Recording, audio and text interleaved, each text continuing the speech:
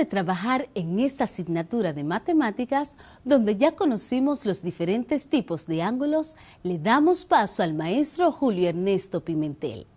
Es el encargado de las asignaturas de Ciencias Sociales y esta semana nos adentramos a la historia de lo que significó la expansión colonial europea en el continente asiático en los siglos XVIII y XIX y la expansión colonial europea en el continente de Oceanía.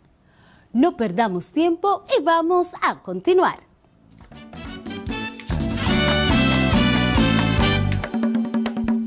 ¿Sabías que el continente asiático es más grande que la Luna? Asia es un continente tan enorme que incluso es más grande que la Luna. Su superficie es de 44.579.000 kilómetros cuadrados, lo que significa que es mayor que la Luna de nuestro planeta, la cual ocupa aproximadamente 38 millones de kilómetros cuadrados. Esto nos da una idea de lo enorme, extenso y variado que es el continente asiático. Interesante, ¿verdad? Asia es el continente más grande y poblado del planeta Tierra. El continente asiático ocupa alrededor de 45 millones de kilómetros cuadrados y tiene un aproximado de 4.463 millones de habitantes, lo cual supone más del 69% de la población mundial. Mientras que África es considerada generalmente el lugar de nacimiento de la humanidad, se cree que Asia, junto con Europa, fue la cuna de la civilización, aunque esta no fue única y uniforme. La gran extensión del continente asiático hizo casi inevitable que surgieran varias culturas de manera independiente. El continente asiático está compuesto actualmente por 48 países. Este continente dispone de una enorme diversidad climática y geográfica. En él pueden encontrarse paisajes desérticos y exuberantes selvas tropicales, además de montañas y zonas rurales que contrastan con sus grandes ciudades muy desarrolladas. Mientras que climáticamente encierra climas cálidos, templados y fríos. En cuanto a la economía, Asia tiene una de las más fuertes y emergentes del mundo. China, por ejemplo, se encamina a ser la primera economía mundial, solo superada por los Estados Unidos de América.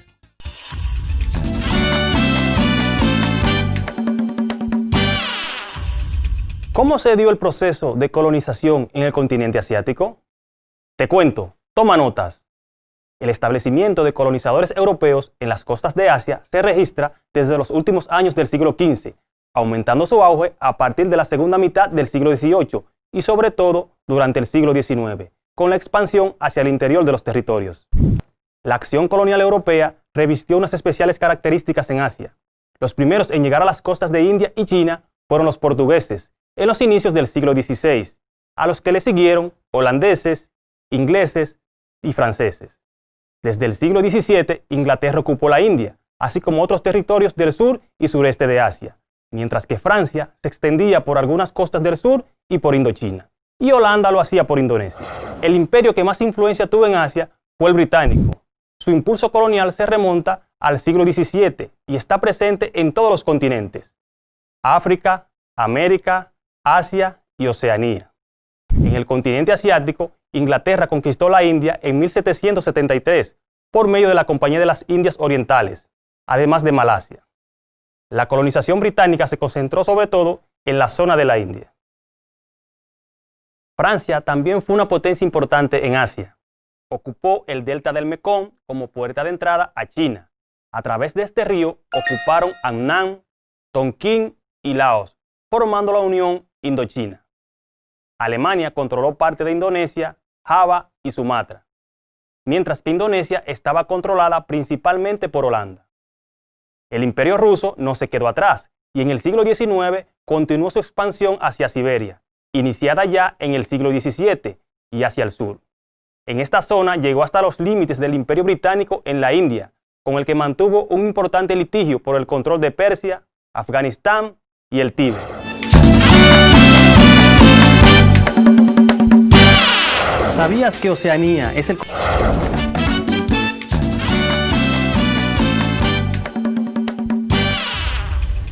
Oceanía es un continente insular, constituido por la plataforma continental de Australia, las islas de Nueva Guinea, Nueva Zelanda y los archipiélagos coralinos y volcánicos de Melanesia, Micronesia y Polinesia. Todas estas islas están distribuidas por el Océano Pacífico. Oceanía es una vasta región donde las aguas del Océano Pacífico, más que las fronteras terrestres, separan a las naciones. Las innumerables islas pequeñas de Oceanía son conocidas por su arena blanca, con palmeras ondulantes, arrecifes de coral asombrosos y volcanes escarpados. Oceanía también contiene los desiertos de Australia y las selvas tropicales de las tierras altas de Papúa y Nueva Guinea, así como comunidades tribales indígenas y ciudades del mundo moderno, una al lado de la otra. El idioma predominante en Oceanía es el inglés, seguido del francés y el español.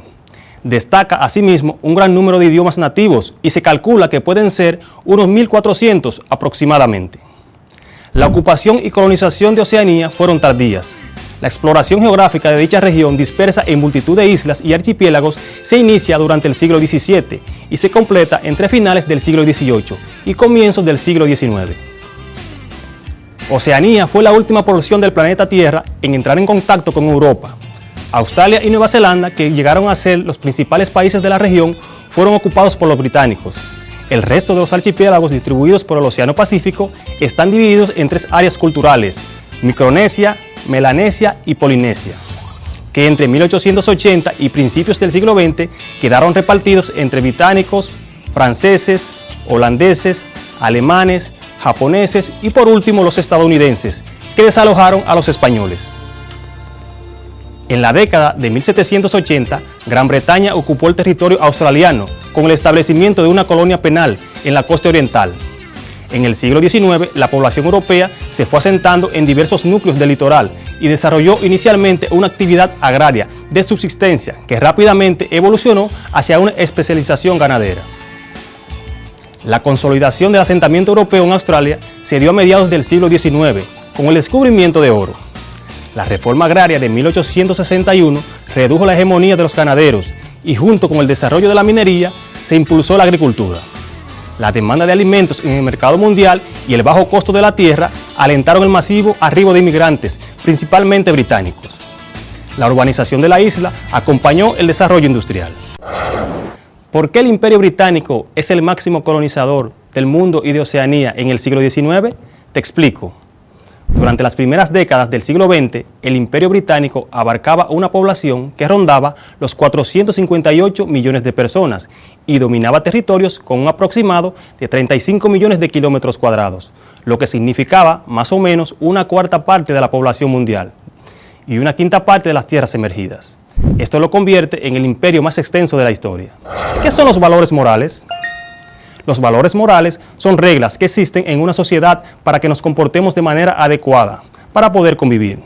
No son leyes escritas que hay que respetar, sino que son normas que nos acercan a nuestra humanidad. Es aquello a lo que le damos valor y que nos da valor a nosotros. ¿Qué son los valores familiares? Los valores familiares son el conjunto de creencias, principios, costumbres y demostraciones de afecto que se transmiten por medio de las generaciones. La familia es la base de toda sociedad. Los primeros valores morales, personales y sociales se aprenden en el hogar a través de las enseñanzas que los padres le dan a sus hijos y que a su vez fueron enseñados por sus abuelos, hermanos, tíos y demás familiares o seres queridos. Tener valores consistentes forma parte de la construcción de la familia, de su unidad y de la confianza entre todos sus integrantes. Hoy aprendimos Ciencias Sociales con tu profesor Julio Pimentel. Hasta la próxima clase.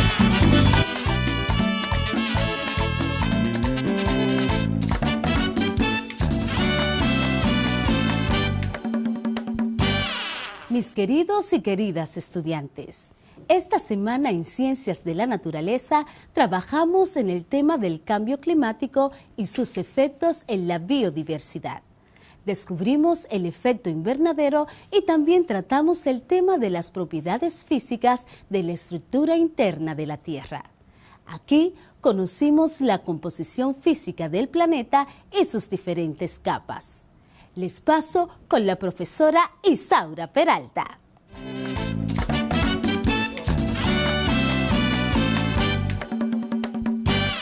El cambio climático es ocasionado por el calentamiento global, que se produce cuando la atmósfera atrapa el calor que se irradia desde la Tierra hacia el espacio. Te explico. Si la atmósfera está limpia, los rayos del sol rebotan al llegar a la superficie terrestre, devolviéndose hasta el espacio exterior fuera de nuestro planeta. Si la atmósfera está cargada de gases que atrapan calor, cuando los rayos del sol rebotan en la Tierra, quedarán atrapados en la atmósfera, provocando el aumento de la temperatura. El cambio climático global tiene un impacto sobre las comunidades, los ecosistemas y la vida de las personas.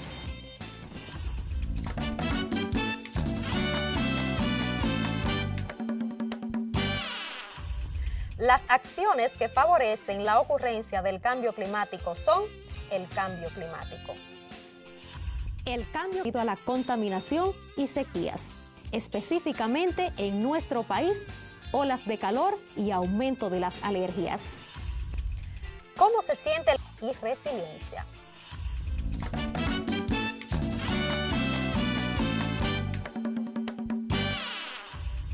¿Cómo reducir los efectos del cambio climático? Después de cargar tu teléfono, desconecta el cargador. Así ahorrarás energía. Para distancias cortas, camina o utiliza una bicicleta. Cuando seas adulto, procura usar un transporte sostenible que no contamine.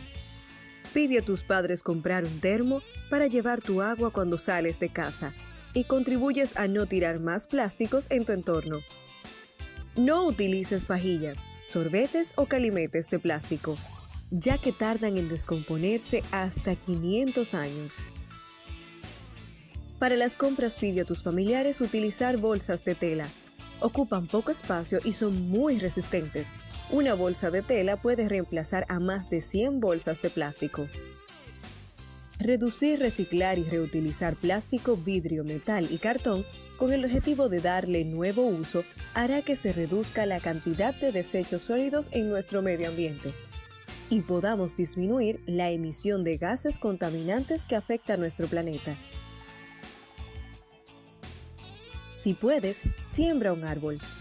Es producir oxígeno, purifica el aire, obtiene agua para los acuíferos y reduce la temperatura del suelo.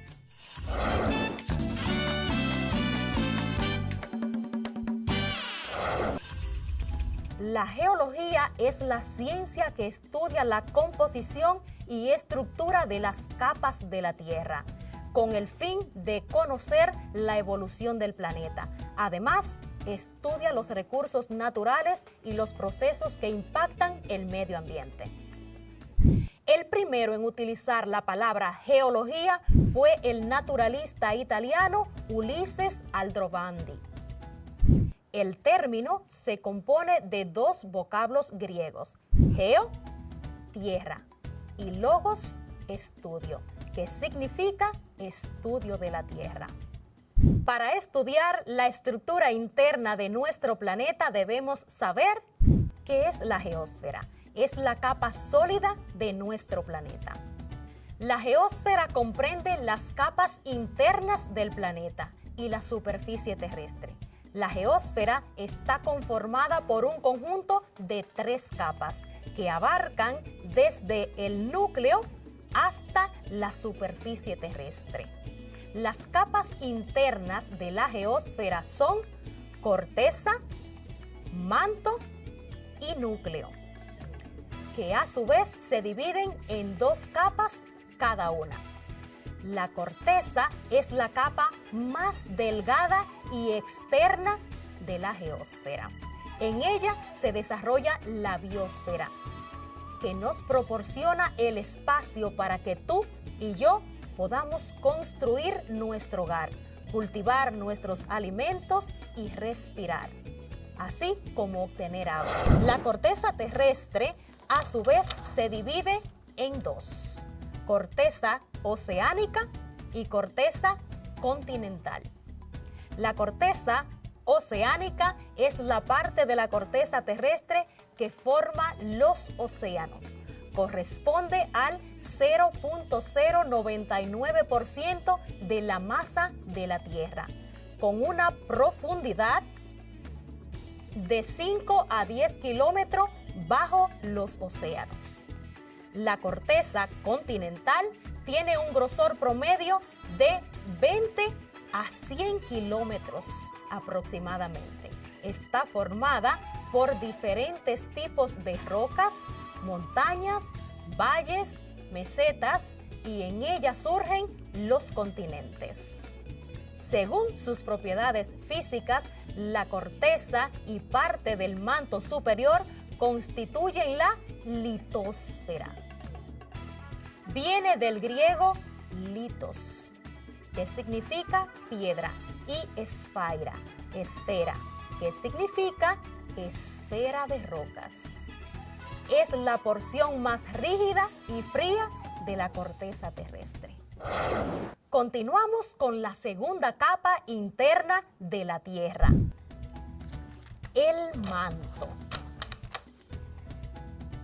El manto es la capa intermedia, va desde la litosfera hasta el núcleo externo.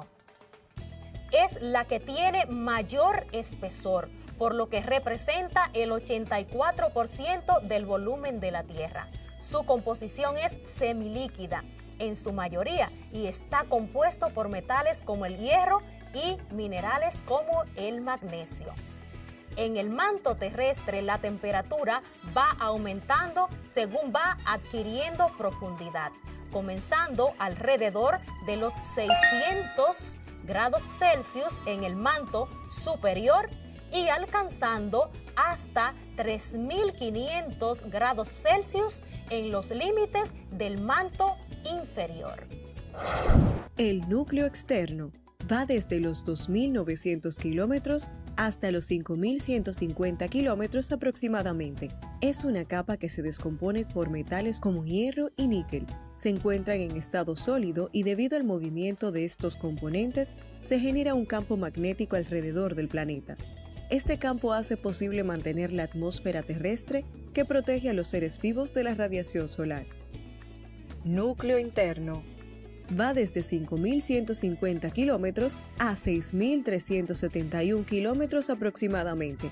Es la capa más profunda y consiste en una enorme bola de hierro sólido. Está compuesto en su mayor parte por hierro y níquel y se encuentra a una temperatura muy elevada, alrededor de los 5.500 grados Celsius, casi tanto como la temperatura de la superficie del Sol.